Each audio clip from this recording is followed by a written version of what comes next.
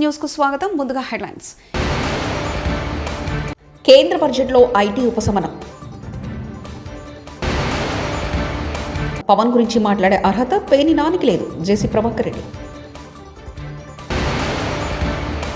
పేర్ని నానిపై చర్యలు తప్పు, మంత్రి కొల్లు రవీంద్ర వార్నింగ్.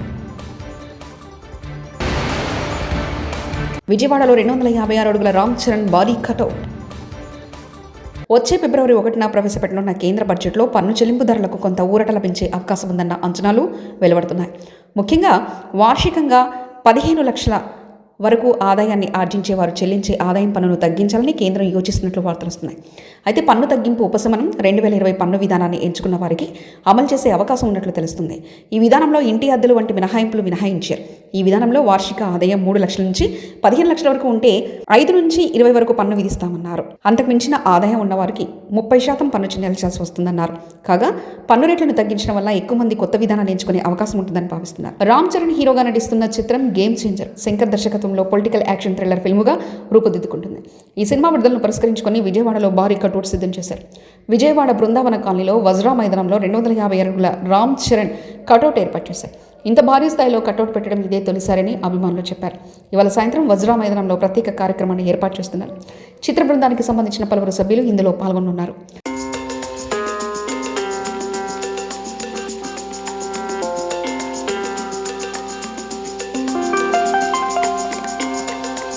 యాదగిరిగుట్ట లక్ష్మీనరసింహస్వామి దర్శన క్యూ లైన్లో గ్రిల్లో ఇరుక్కున్న బాలుడి తల 150 క్యూ లైన్లో ఉండగా పక్కన ఉన్న గ్రిల్లో తలబెట్టిన 6 ఏళ్ల బాలుడు దయాకర్ భక్తుల తల్లిదండ్రులు గమనించి గిల్ నుండి బాలును తలను జాగ్రత్తగా బయటకు తీయడంతో తప్పిన పెను ప్రమాదం.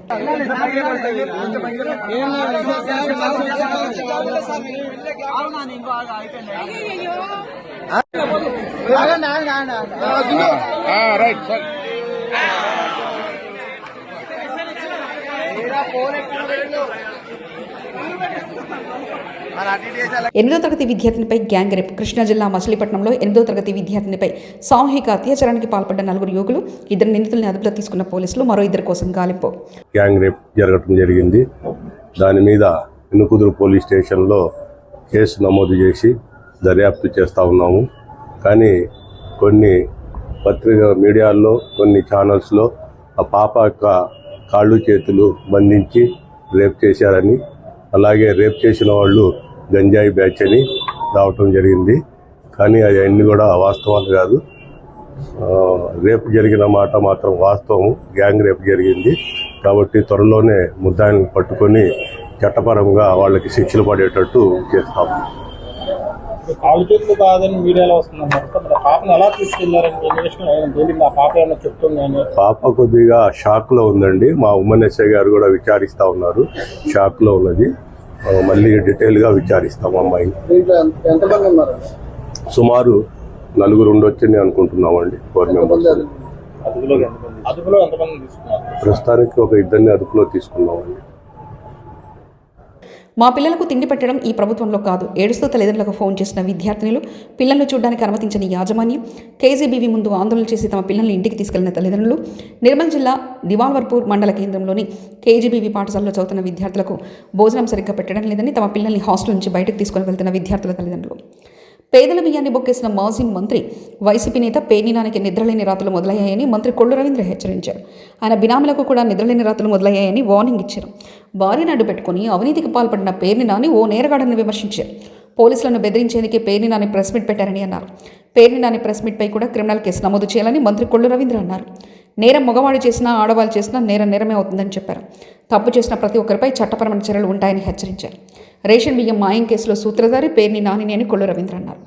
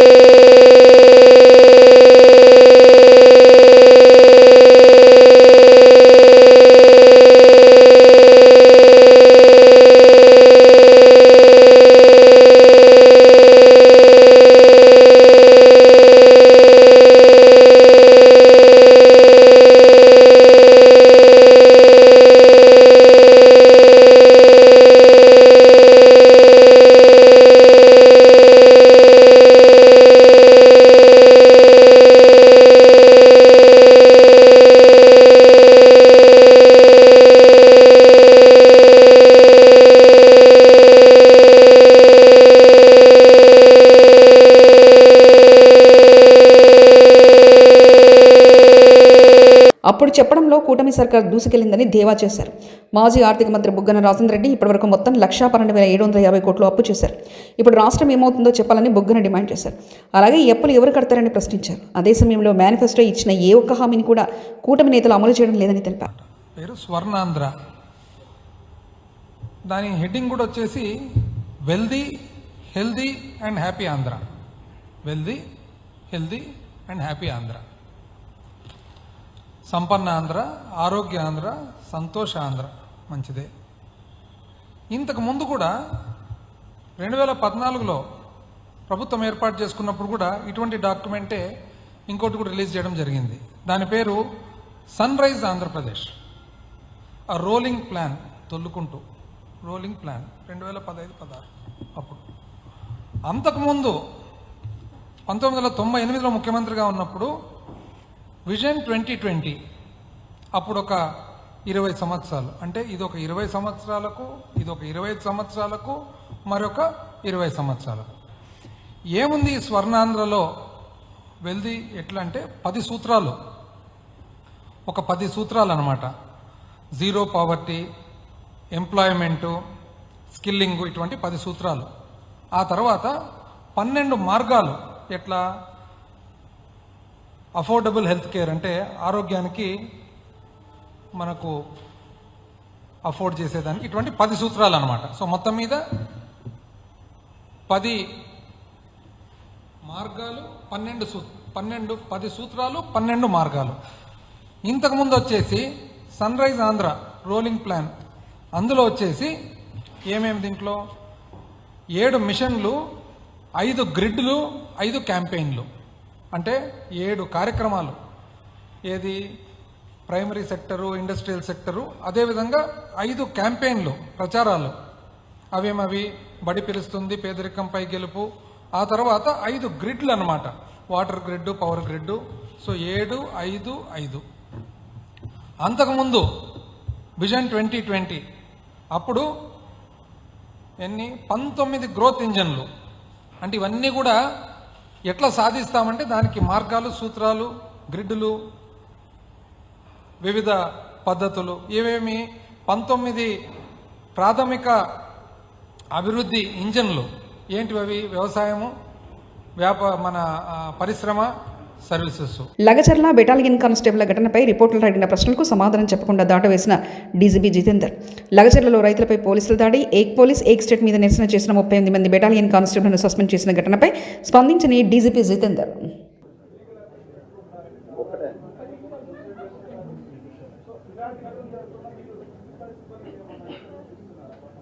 Can you please little bit elaborate it? Sir, Ashish sir. How far is the investigation of Lagcharla, sir? Lagcharla, how far is the investigation of Lagcharla? Vikarabad, Lagcharla. Going on. Vikarabad, Lagcharla. Finally. Recently, sir. గత వైకాపా ప్రభుత్వంలో అనేక కేసులతో తన కుటుంబాన్ని ఇబ్బందులు పెట్టారని Telugu Desam party నేత జేసీ ప్రభాకర్ రెడ్డి తెలిపారు. వైకాపా నేత పేర్ని నాని వ్యవహార తీరుపై ఆయన అనంతపురంలో మీడియాతో మాట్లాడారు. పేదల బియ్యంతో దొంగ వ్యాపారం నడుపుతున్న పేర్ని నానికి వాళ్ళ కుటుంబం గుర్తుకొచ్చిందని ప్రశ్నించారు. గతంలో మహిళల గురించి అసభ్యంగా మాట్లాడిన అంశాలను గుర్తు చేసుకోవాలని సూచించారు. పేర్ని నానికి డిప్యూటీ సీఎం పవన్ కళ్యాణ్ గురించి మాట్లాడే అర్హత లేదన్నారు. చంద్రబాబు దయతో ఇవాళ వైకాపా నాయకులు బయట తిరుగుతున్నారన్నారు. చంద్రబాబు మంచితనం తమను చేతులు కట్టేసేలా చేసిందన్నారు. కానీ మహిళల గురించి అసభ్యంగా మాట్లాడితే ఊరుకునే ప్రసక్తి లేదని జేసీ ప్రభాకర్ రెడ్డి హెచ్చరించారు. ఏమి సంబంధం? అసెంబ్లీలో ఆడపిల్లల గురించి మాట్లాడతారు. మా తల్లి భువనేశ్వరి ఇప్పుడు కనపడడం కూడా కనపడలేదురా. మీరు చేసే దానికి బయటికి రావాల్సి వచ్చింది ఆ తల్లి. చంద్రబాబు నాయుడిని నంద్యాలలో రాత్రి అరెస్ట్ చేస్తే ఆయన వయసు ఎంత? ఆయనకి టైం ఇవ్వకూడదా? దమ్ము లేని నాయనలేరా ఇప్పుడు కనపచ్చింది మీకు? మీ ఇంట్లో ఆడవాళ్ళు ఉన్నట్లు చాలా ఉంది చెప్పాలంటే ఆడవాళ్ళ గురించి, మీ ఇంట్లో ఆడవాళ్ళ గురించి చెప్పాలంటే కానీ మంచిది కాదు, సభ్యత కాదు కాబట్టి నోరు పూసుకొని ఉంటా. ఇన్ని మాటలు మాట్లాడినారా బాబా సినిమా యాక్టర్ పవన్ కళ్యాణ్ గురించి. మంచోడు కాబట్టి ఊరుకున్నాడు. ఆ రోజు కూడా ఇంకేం మనుషులు తక్కువ లేక కాదు. అంటే మీ ఇష్టం వచ్చిన మాట్లాడచ్చు, ఈ ముందు కాలు పట్టుకుంటారా? ఎవరిదరా గోడౌనా? గోడౌన్ ఎవరిదిరా? నీది దో నీ ఏంది ఇది? ఈ ఎలక్షన్లో అవిడవిట్టి నాయన దో పేరుని నాయన గారు ఇద్దో చూసుకో, ఇద్దో ఎవరు పెడుతుంది చూసుకో నాయన, ఎవరు పెడుతుందో. జయసుధా వేరోస్ కన్స్ట్రక్షన్ అట్ పొల్లపాలెం ఎంత ఉండేది? ఒకసాట 31 సెంట్లు కొన్నావు, మళ్ళీ ఇంకోసాట 81 సెంట్లు కొన్నావు. లేకపోతే దాడుంది మీరందరూ. ఆయన మంచితనం మాకు చేతులు కట్టేసినాడు. కార్యకర్తలన్నీ ప్రతిదీ మాట్లాడతారా? సిగ్గులే అంటే ఆ పొద్దు ఏముంది? ఎవిడెన్స్ ఏముంది? అమ్మినోడి పేరు పెట్టలేవు నువ్వు, నా పర్మిట్లన్నీ ఇచ్చేస్తావు. ఈ పొద్దు వచ్చింది నీకు బాధ. సార్ చంద్రబాబు నాయుడు గారు వచ్చేపు ఎక్కడ టూర్ పోండి దయచేసి, కార్యకర్తలు ఇడిచిపెట్టి. వాళ్ళు మీ మంచితనం అర్థం చేసుకోవడం లేదో. వీడు మాట్లాడతాడు ఆడపిల్లల గురించి, ఆ గురించి, ఈ గురించి. వీడు బ్యాటరీ తక్కువ, వీడి కథ చాలా ఉంది. మాట కూడా గట్టిగా రాదు కదా మా కొల్లు రవీంద్రకి, అచ్చెన్నాయుడిని. అవసరం ఉండే ఆ ముందు ఆనందించలే మీరు. నేను రిక్వెస్ట్ చేస్తారా, గుట్టలు ఎంపి వీళ్ళ జీబులు కూడా ఎక్కించుకోపోతండి. బేడీలు వేసి దొంగలు పట్టబోతాడు. దొంగలు పట్టబోయేటట్లే కదా, బేడీలు వేసి చైన్ వేసి. తెలుగులో చదువుకుంటే ఉద్యోగాలు రావని భయపడాల్సిన అవసరం లేదని హైకోర్టు విశ్రాంత న్యాయమూర్తి జస్టిస్ ఆకుల వెంకటశేషసాయి అన్నారు. తెలుగులో చదువుకొని ఎందరో ఉన్నత స్థానాలకు వెళ్లారని, తాము కూడా మాతృభాషలోనే చదువుకున్నామని చెప్పారు. వృత్తిరీత్యా ఆంగ్లం నేర్చుకున్నామన్నారు. విజయవాడలోని కేబిఎన్ కళాశాలలో నిర్వహిస్తున్న ప్రపంచ తెలుగు రచయితల మహాసభల 2వ రోజు కార్యక్రమంలో ఆయన పాల్గొన్నారు. ఈ సందర్భంగా చెరుకురి రామోజీరావు సభావేదికపై తెలుగులో న్యాయపాలన అంశంపై నిర్వహించిన సదస్సులో జస్టిస్ ఆకుల వెంకటశేషసాయి మాట్లాడారు. మంది సాహితీవేత్తలు, కవులు సమాజంలో ఉన్న స్థానంలో ఉన్నవాళ్ళు ఉన్నారు. వీళ్ళందరూ కూడా ఇంగ్లీషు మాధ్యమంలో చదువుకోలేదండి. మనందరం కూడా తెలుగు మాధ్యమంలో చదువుకున్నాం. ఇంగ్లీష్ అనేది దైవభాష ఏం కాదు. అది మేము కూడా మా వృత్తిరీత్యా అంటే హైకోర్టులో న్యాయమూర్తి కాబట్టి రాజ్యాంగంలో అధికరణం ప్రకారం మేము ఆంగ్లంలోనే ఆర్డర్లు రాయాలి కాబట్టి మా వృత్తి ధర్మాన్ని నిర్వర్తించాం. అంత మాత్రం చేత ఉద్యోగాలు రావు అని మాత్రం భయపడాల్సిన అవసరం లేదు. ఈనాటి సదస్సు తెలుగులో న్యాయపాలన. ఈ మహాసభల నిర్వాహకులు తెలుగు భాష అంటే ఎనలేని అభిమానం కల 4 న్యాయమూర్తులను ఆహ్వానించడం జరిగింది. 2 తెలంగాణ రాష్ట్రం నుంచి, మరిద్దరు ఆంధ్ర రాష్ట్రం నుంచి. వీళ్ళు 4 కూడా న్యాయమూర్తులే కాదు, మంచి వక్తలు కూడా. తెలుగువారు భౌగోళికంగా వేరుపడ్డ, భాషాపరంగా ప్రేమాభిమానాల పరంగా కాదని, భాషా పరిరక్షణలో కలిసి మనందరం పనిచేయాలని అభిలషిస్తూ తెలియజేస్తూ ఏర్పాటు చేసిన ఈ కేంద్ర బడ్జెట్లో ఐటీ ఉపశమనం.